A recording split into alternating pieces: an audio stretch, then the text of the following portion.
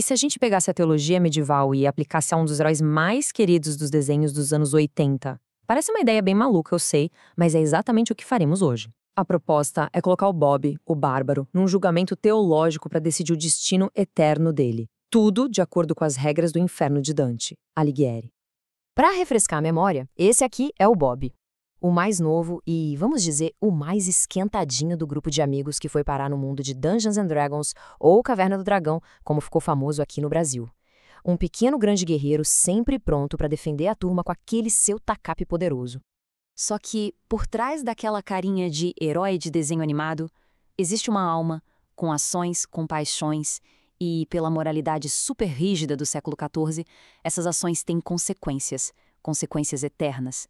A pergunta que não quer calar é: a fúria, que é a marca registrada do Bob, levaria ele para a salvação ou, no final das contas, para a danação?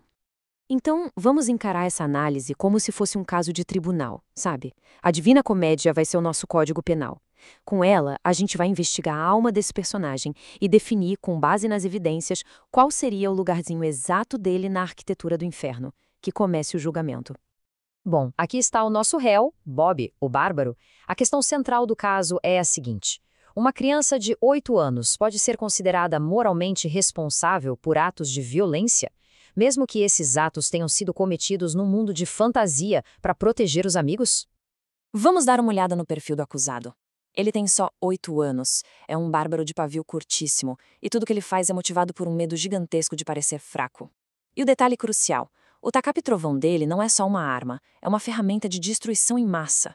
Mas o fato mais importante de todos, segundo a teologia medieval, é que com 8 anos ele já passou da idade da razão. O que isso significa?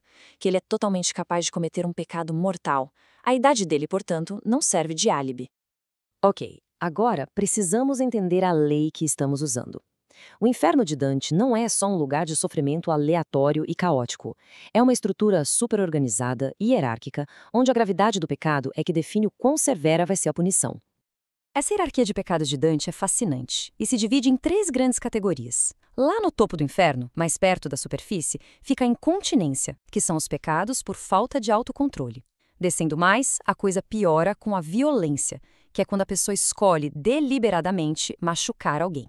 E lá no fundo do poço, o pior de todos, a fraude, que é usar a razão, o maior presente de Deus, para enganar e trair.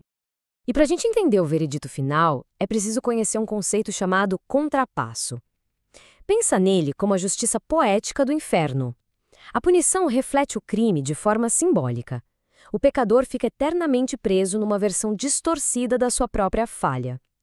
Guardem bem essa ideia, porque ela vai ser fundamental mais para frente.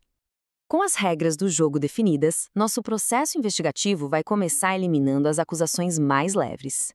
Vamos analisar primeiro os argumentos que poderiam livrar o Bob ou pelo menos dar a ele uma sentença mais branda. A defesa poderia tentar alegar o limbo, aquele lugar para os inocentes não batizados. Mas não se aplica aqui. Bob tem mais de 7 anos, o que o torna responsável. E a alma dele está longe de ser passiva. É uma alma de guerreiro que pulsa com fúria e ação. O limbo é para quem não agiu. Bob é definido justamente pelas suas ações. E a ira, então? O quinto círculo é para quem não controlou a raiva. Parece perfeito para o Bob, certo? Errado. A ira do quinto círculo é uma raiva impotente, uma fúria cega. A do Bob é diferente. A raiva dele é canalizada por uma arma, o tacape trovão, que transforma uma simples emoção numa força de destruição real, eficaz. E essa arma eleva o pecado a outro patamar.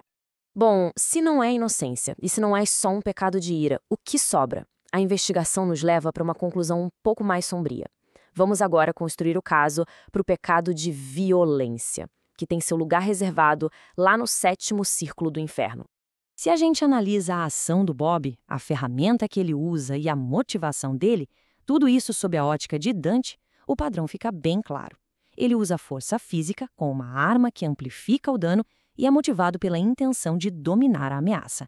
Isso se encaixa perfeitamente na definição de violência e não de simples incontinência. O simbolismo no inferno de Dante é uma coisa poderosa. O guardião do 7º círculo é ninguém menos que o Minotauro, a personificação da raiva bestial, da fúria irracional. Existe um espelho mais perfeito para a persona de bárbaro do Bob do que esse? A escolha desse guardião por Dante por si só já é quase uma sentença. Com todas as evidências na mesa e os álibis derrubados, chegamos ao clímax do nosso caso.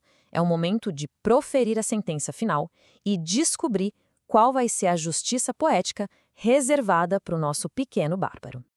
Depois de uma análise bem rigorosa das evidências, este tribunal teológico simulado chegou a uma conclusão sobre o destino eterno de Robert, mais conhecido como Bob. O veredito é: sétimo círculo, primeiro anel. O lugar reservado para os violentos contra o próximo. Seu novo lar eterno seria o Flegetonte, um rio de sangue fervente onde ficam mergulhados tiranos e guerreiros. Mas a localização é só metade da sentença. Lembram do contrapasso? A punição precisa refletir o pecado de um jeito terrivelmente irônico. Vamos ver como isso se aplica ao caso do Bob. A punição é uma inversão perfeita de quem ele era. Ele, que viveu pela violência, agora está mergulhado no sangue que essa violência gera. O Tacape e sua fonte de poder sumiu. Ele, que era pura agilidade e força, agora está preso, lento. E para piorar, os centauros mestres da força bestial agora o caçam, garantindo que ele nunca consiga se erguer acima da sua punição. A dor física do sangue fervendo é só o começo.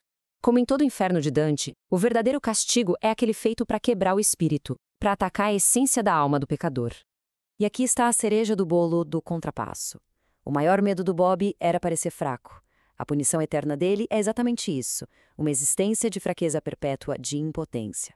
O guerreiro que se orgulhava de ser um protetor se torna uma vítima indefesa, caçada por criaturas muito mais fortes que ele. É uma tortura psicológica simplesmente perfeita. No fim das contas, a lei de Dante é implacável. Para o pequeno bárbaro, só existe um destino possível. E isso tudo deixa a gente com uma última pergunta no ar.